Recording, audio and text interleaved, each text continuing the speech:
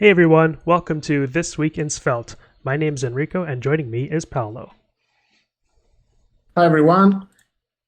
You made it, and the agenda today includes the changelog. Unfortunately, no quick facts, but there could be a community showcase to make up for it, followed with discussions and Q&A.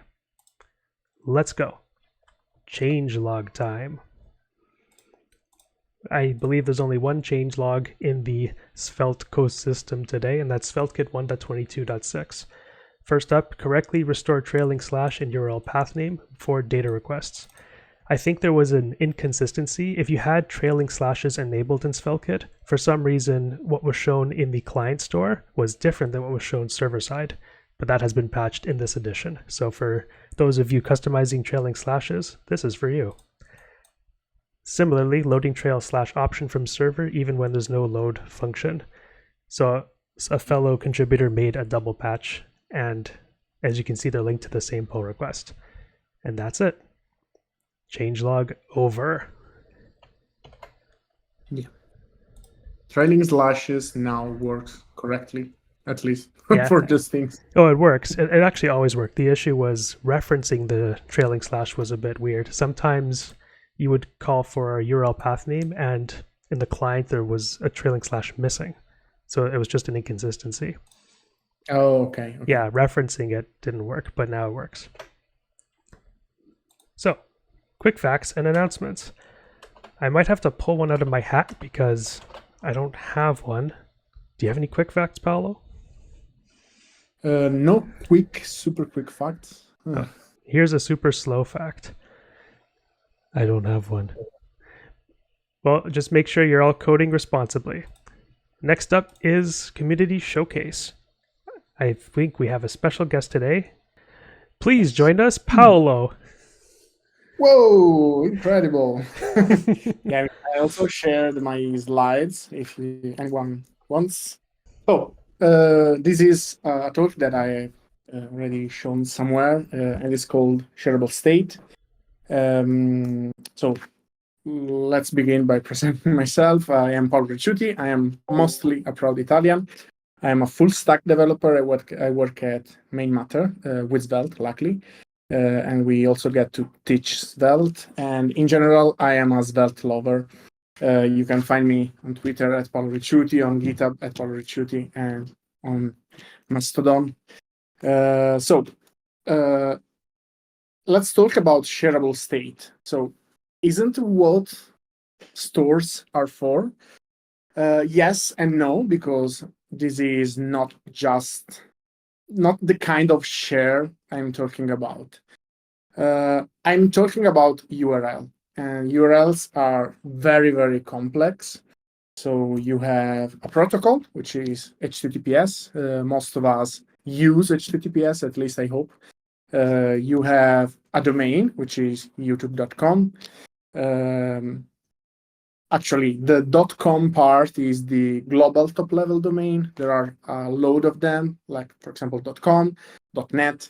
There are national domain, like .it, for example, for Italy.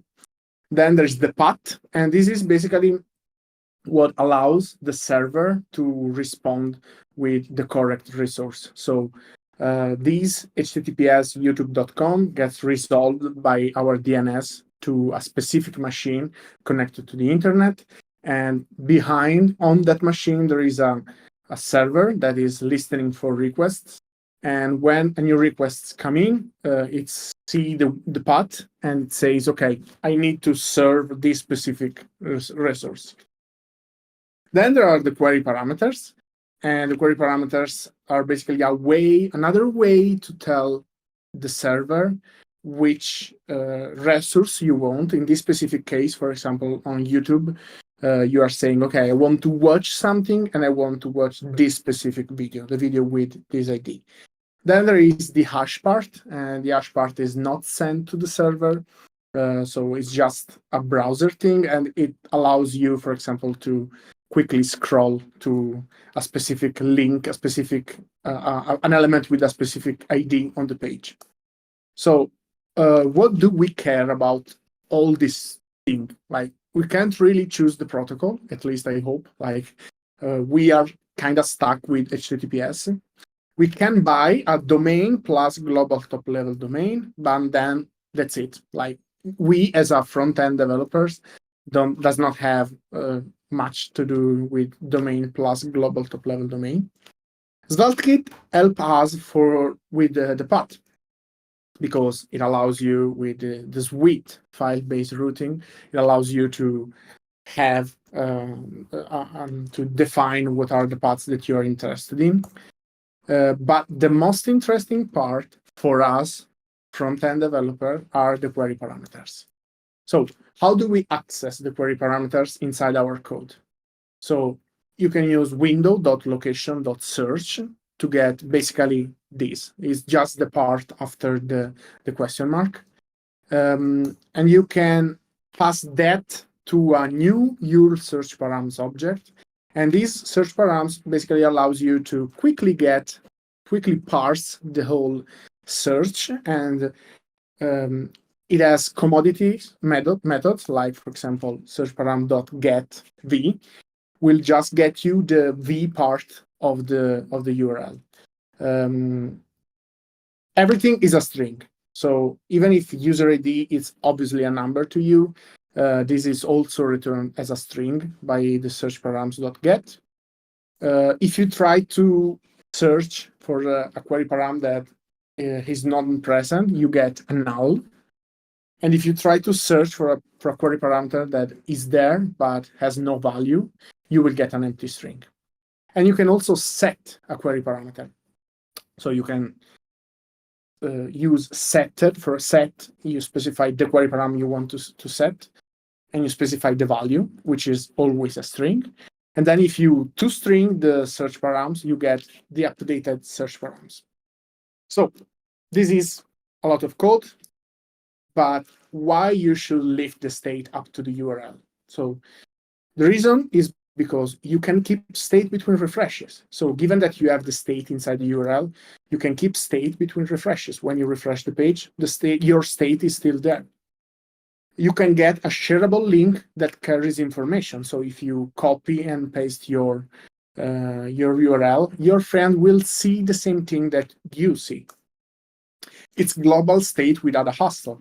So everybody knows how difficult it is to handle global state, but the state being in the URL means that the state is available to every component, for example. When not to leave the state in the URL?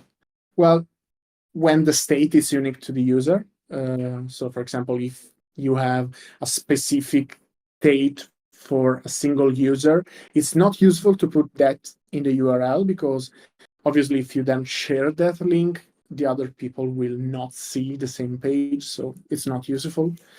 When there's too much state, because URLs have a limit, unfortunately. Like you cannot send more than, if I can remember correctly, 248 characters.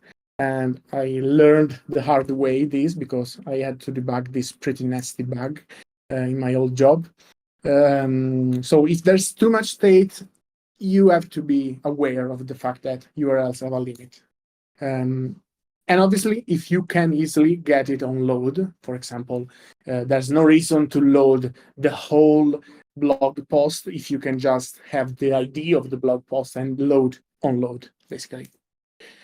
But I hear you say it's not reactive. We live in a world where every variable is reactive, and this thing is not really usable. Or is it? Because SvelteKit developers, like the maintainers, are no joke. So we actually have a reactive version of the search params. And it's inside the page store. So if you import page from $up/stores, you get a reactive variable. So how to show the value of a search params? This is wrong, because you're just declaring a username variable, but this is not reactive. So this is okay. You can literally just show inside your markup this thing, but this is kind of nasty. So this is reactive, but it's not very legible. So the proper way maybe is this one. So you can use a reactive statement and save the username inside a reactive variable. So how to update the state? So this will not work. Like it will just not do anything. This will work So if you use go-to, you can literally navigate to a new URL with the updated state, but you have to be aware of the fact that this will delete the other state. Like if you have multiple state, you have to repeat all of them basically. This kind of work, but there is a slight catch because old query.toString remove the question mark at the beginning, so you have to add it again. And obviously you cannot bind the value of the username to an input, for example, because this will update the variable here, but will not update the URL. So this is how you should probably do it. So you have to save the variable inside the username. You have to update. You have to use the value inside the input, and on input update the query parameter. Remember to adding the question mark, and also you should keep focus and no scroll, because otherwise you will lose focus. But even then, it's a lot of boilerplate for every new piece of state. Every value is a string, so it's also typed as a string for us that use TypeScript. And let's be clear, who does not use TypeScript? So it does not have to be that way. So drum roll, because I'm showing you sveltekit-search-params, which is my library that I wrote. What is sveltekit-search-params? It's the easiest way, in my opinion, to read and write to the query parameters. Is customizable, so you can do basically what you want with the query parameters. It's reactive. It's very dev-friendly because it has a lot of commodities. It's built with TypeScript in mind because you actually get proper typing of your search params. It's teeny tiny. It's less than 1 kilobyte. So you can install it with npm install sveltekit-search-params and the marvelous -d that it's very common in Svelte application. Now, this is actually not needed anymore. Like if you are running a very old version of SvelteKit, you need to include the Vite plugin for sveltekit-search-param, because sveltekit-search-params uses $up from SvelteKit, and you need to externalize that dependency, but this is not needed anymore. And this is how you very quickly can recover the username query param from the URL. So you import query param from sveltekit-search-params, you initialize this username, which is a store, and then you can bind the store to the input and to the username. And by doing that, every time someone type on the input, you will get an updated URL with the new username and a new value inside the store. You can also write encode and decode functions that basically allows you to convert from string and to string. And basically, this is because now count is actually a number. So you can actually do $count ++, and TypeScript won't complain. And also, this is why I say that is developer friendly, because we have encode and decode helpers. So if you import SSP from sveltekit-search-params, we have sort of ssp.boolean. So in this case, is present is Boolean, and you can see because you can bind to check it. We have ssp.object, for example, where you can pass a generic, and by passing this generic, you will get that example shape. So you will get autocomplete, for example. And obviously, you can bind to user.name and user.lastname. You have to check if user is there, but it's just how it is. So how those helpers work, for example, the object one that we have already seen, you get $object dot is complex true, for example. So it basically encodes the URL like this. And you will get, this worked for nested value too. You can map an array. So something like R1234 will be mapped to $R being 1, $R1 being 2, etc. You can map to number. You can map to Boolean. So for Boolean, if the query parameter is present and it's different from false, it will be true. So even if it's bool equal something else, it will be still true. There is exported string, but it's mainly for readability since all query parameters are already string. And then there is one interesting one because it's LZ. So you can do ssp.lz. And this is a common way to represent a JSON serializable state inside the URL. For example, this is what the TypeScript playground uses, and also, for example, Solid.js playground uses. So you can get a shorter version of the string, and also it's not very legible. So it's maybe cooler to share a link that does not have the whole state in the URL. And this basically gets converted and converted back. So in this case, for example, this URL will map to $state.value being my cool query parameter. So this is, in my opinion, really interesting. You can also have multiple query parameters. So for example, if you import query parameters, this basically returns you a store. And inside the store, you have every query parameter. And you can also specify some required one. So for example, if you know that you will have a username, you will have $params.username here accessible. And you can either pass a Boolean here or an encoder and decoder. So you get correct typing basically. And then that's what I just said. So that's basically the gist of it. You can find the slides at those links, and you can check out the repository for the library. It's Paolo Ricciuti / sveltekit-search-params, but that's the gist of it. Thank you. Everyone give Paolo a hand. Emojis with hands in them, saluting, clapping, you name it. And I think, Paolo, are you going to accept some questions? Yeah. Cool. I think I'll start us off. I noticed that you Obviously, anyone that has questions, feel free to join the stage and we can talk about it. That's right. At This Week in Svelte, joining the stage, raising your hand is welcome and encouraged.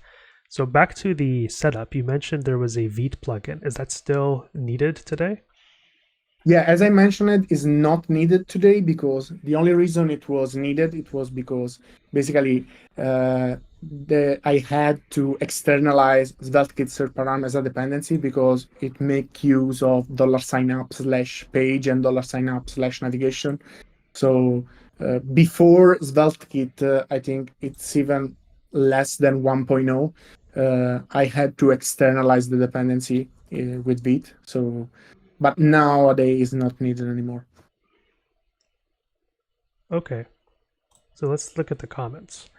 The Grish writes, the URL as the primary means to store app state is unfortunately an underrated concept with modern frameworks. The amount of websites you reload and land somewhere completely else is bonkers. Having a lib to streamline that is awesome. Thank you.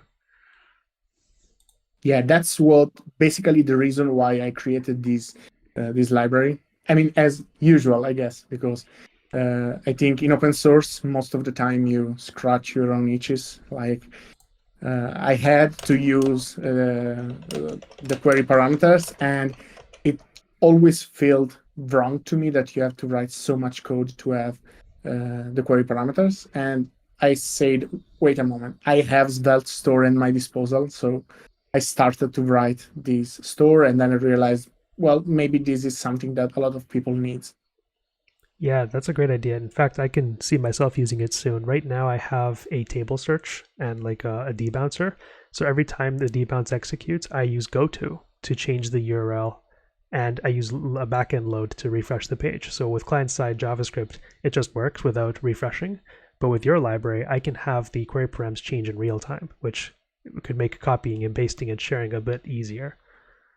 Yeah, that's also basically the same thing that you do. So I literally navigate your page to the new query parameters. So this is, I think it's very important because If you try to manage everything with effects and updating the URL at the same time of the state, it's all messed up. Instead, it's much more useful to have the state be derived by the page. So actually, whenever you set a new value for that store, I literally navigate you with GoTo. And obviously, I also added, this is a quite old presentation, but I also added the ability to debounce the entry on the history, because maybe you are searching inside an input value and you don't want your user to have 20 entries on their history. So basically, you can debounce the history entry and have the history entry just after like 200 milliseconds that you stop writing. Interesting point. Are you using the window history API or are you using GoTo under the hood? I'm using GoTo. Okay, that's why it's a SvelteKit proprietary library. I get it now. Yes, exactly. Okay, we have another comment in the chat. How does the back button work with your library? Will I get the old state with every back push? It sounds like yes. What's your answer? Yes, and actually, obviously, if you debounce it, like you will get just the before the debounce state. But yes, if you go back, you just get the old state inside your application. I see. So the debouncer is something you opt into because every keystroke is a new history state by default. Is that right? Let's say you bind your store to an input and you change the query param on keystroke, then each keystroke's a new history state. Exactly. And to avoid that, you can specify a debounce timing, basically. And so it just, by default, is a 0, I guess. I don't remember, actually. But by default is 0, and then you can up that time so that not on every keystroke you get a new entry. Very cool. Thank you again, Paolo, for presenting. And I will come back soon because I have to connect my laptop. Okay. And that was your community showcase. Moving on to this week in discussions. We've got no discussions today. It's going to be a fast one. We're going straight into this week in questions and answers related to Svelte. And today I have something to present. Let's bring it on screen. The question for today is, what's the ideal pattern for handling form errors? And by pattern, I mean specifically user-facing pattern. Let's start up my code editor and I'll show you what I mean. Welcome back. So when it comes to form errors, one of my beacons, so to speak, or my inspirations is the gov.uk design system. And here they describe error summaries. When your form has an error, the user has faced an input error, it's a great idea to include an error summary at the top of the form. So for example, here it says, there is a problem.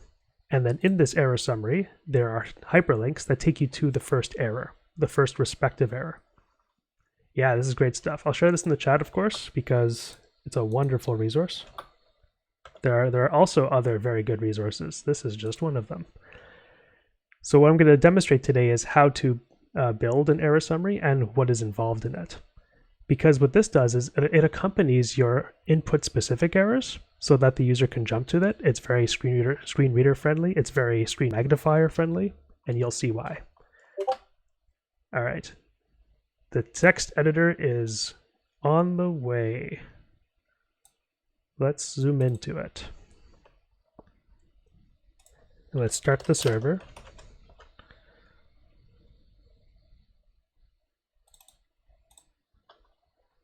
And zoom in.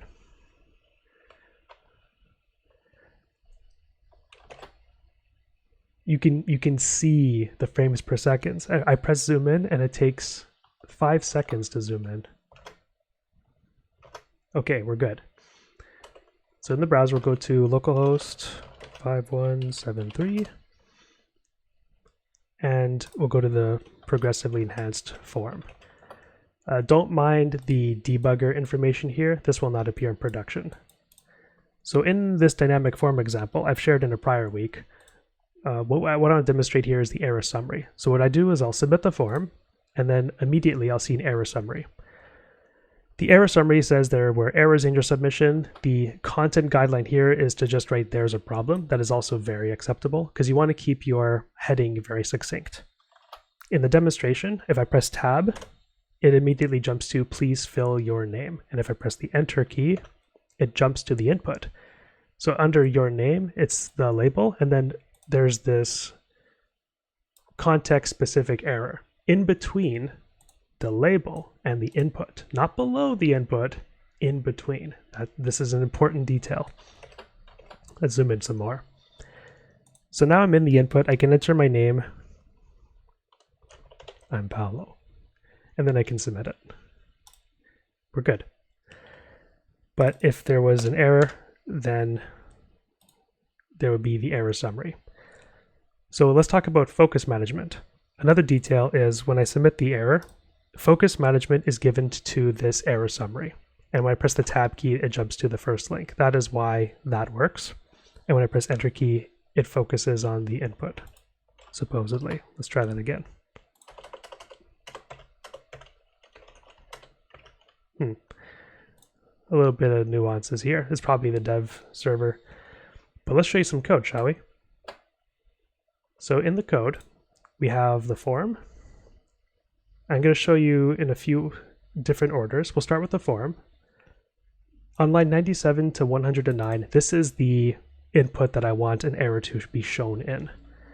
So the label is here, and I'm using an externalized label. So this HTML label is not wrapping the input, it's just a sibling of the input. And I'm using the for attribute to make it particularly linked to this input here. So on line 104, the ID is name field.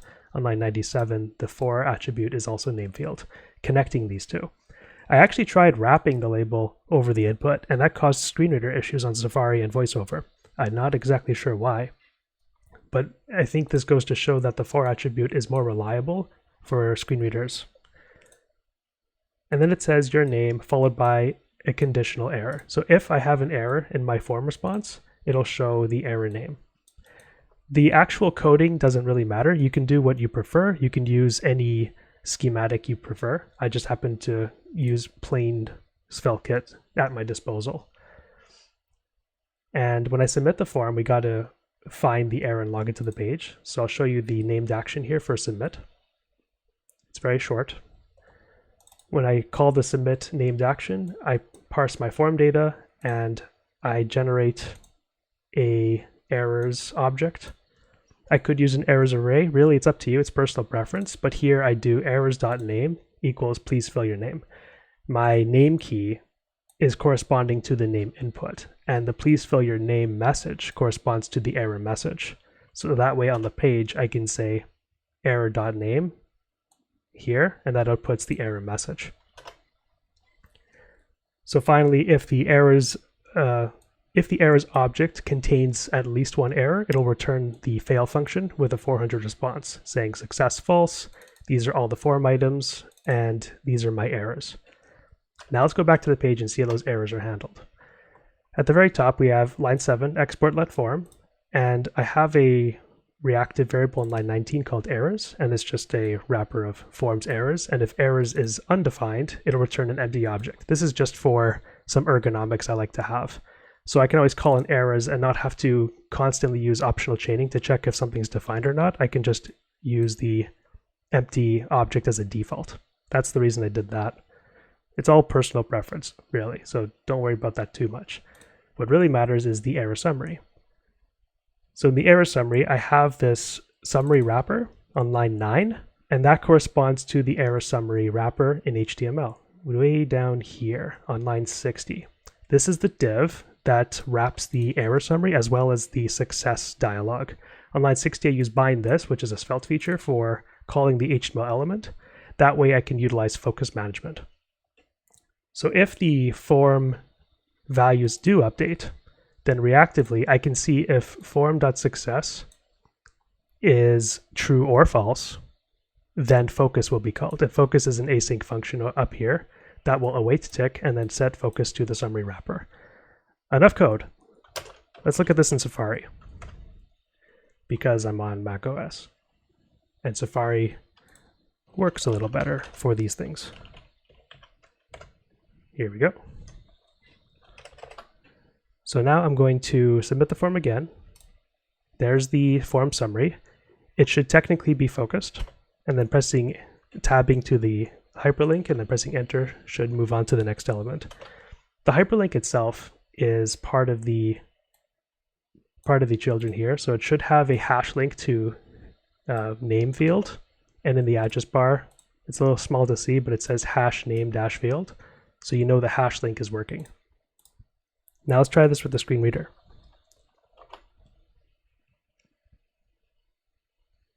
Three, two, one. Maybe I have to toggle it explicitly up here. VoiceOver.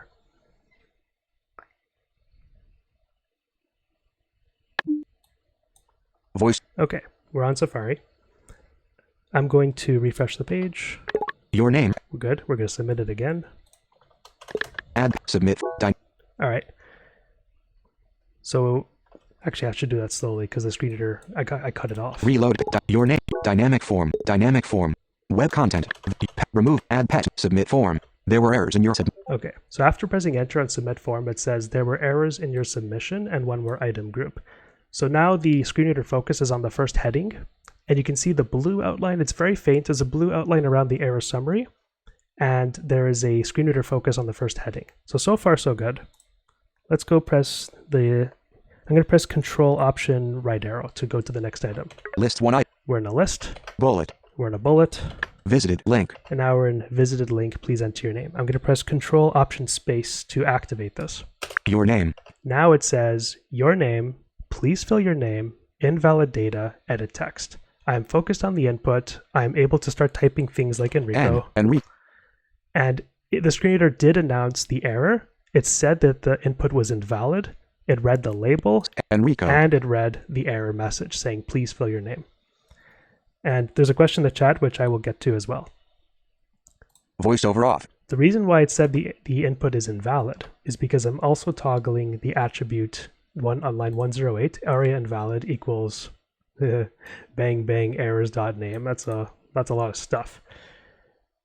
So if the name field has an error or an error message, this is a truthy value, and then this would resolve as aria invalid equals true. If there is no error message, then it's a falsy value, which would resolve as aria invalid equals false. And the aria invalid tells the screen reader that this input is invalid. This goes hand in hand with the actual error message. So that's the end of the demo. And really the message here is try to have an error summary.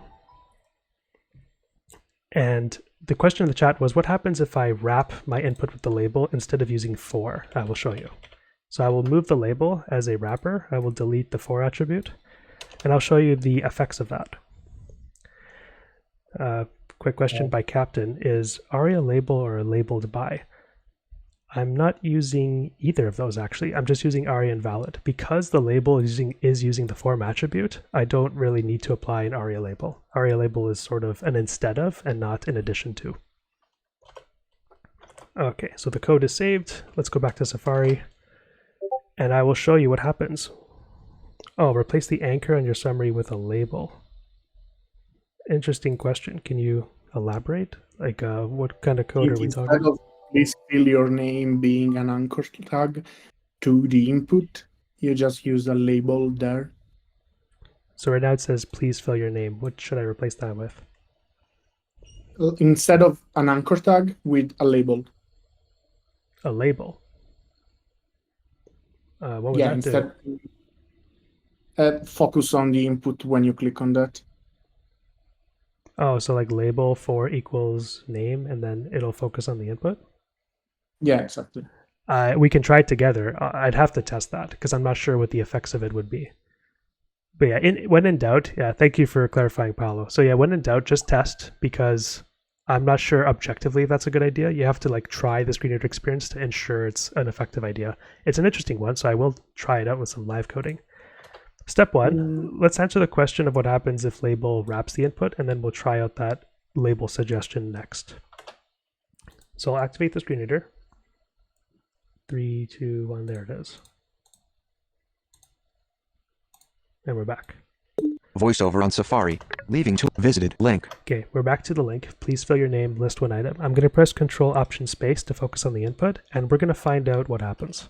Your name and one more item. Invalid data. Edit text. It says your name and one more item, invalid data, edit text. So the and one more item is sort of implied as the error message, which is please fill your name. It doesn't actually read it to me. It just says, oh, there's more inside of this label that could be read because it's a separate DOM element. So that's the difference in the experience between wrapping a label versus applying the for attribute. VoiceOver off. Is this something that is always true? Like, because it's very common, I think, to wrap your input inside a label. But I think if you are getting this kind of behavior generally, I think it's far better how you did it, like move it as a sibling element. Yeah. I'm using this resource as a reference, this is not like a perfect resource, but what it shows here is there's different screen reader support for wrapping an input with a label versus using the for attribute. And I'm trying to see if there's a clear message here for that. It says correctly compute the name, explicit label, implicit label. So the testing results here show that an explicit label, which means using the for attribute, I'll click on it for double checking. Explicit label down here is with the for attribute. So let's go back. Voice control support for must correctly compute that accessible name. It's supported mostly across the board except for Android voice access. This might be outdated. See, this is why it's not a perfect resource, because Android nowadays uses TalkBack by default, and Dragon Naturally Speaking does not work consistently with the implicit label, which means wrapping your input.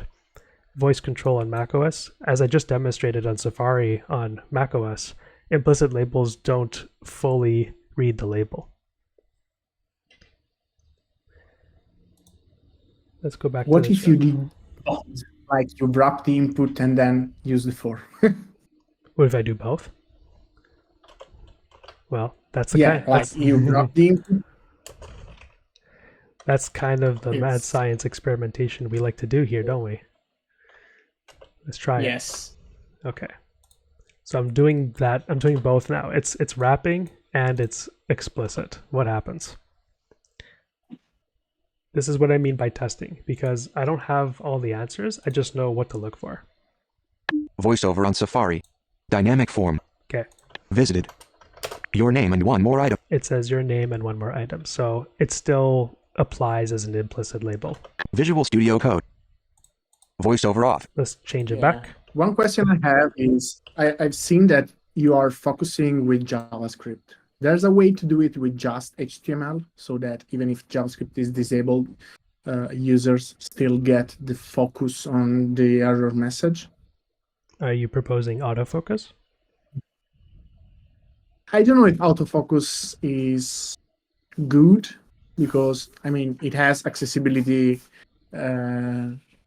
like is always a bit sketchy to use autofocus, but like, will it work on non-input values also, on non-input element also?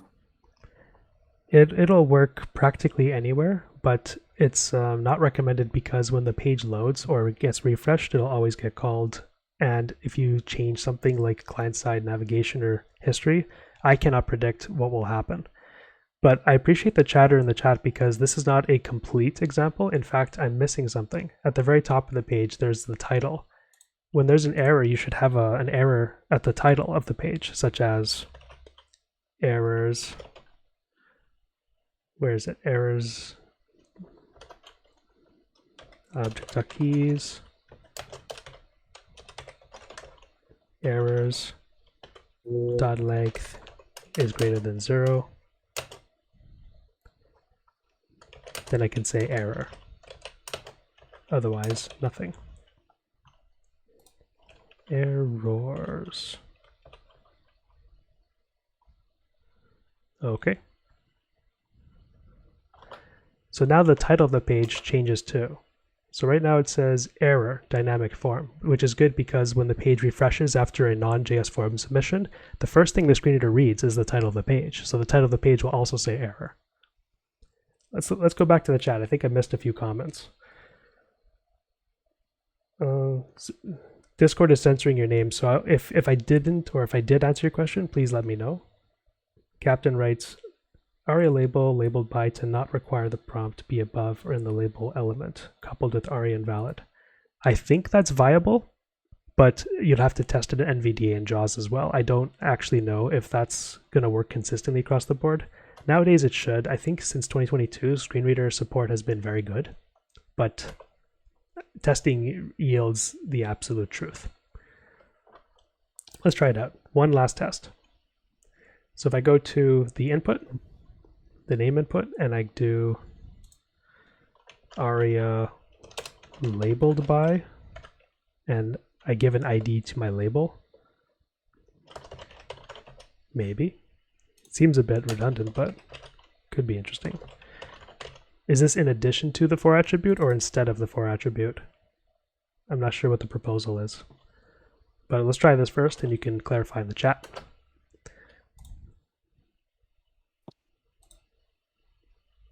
See what happens.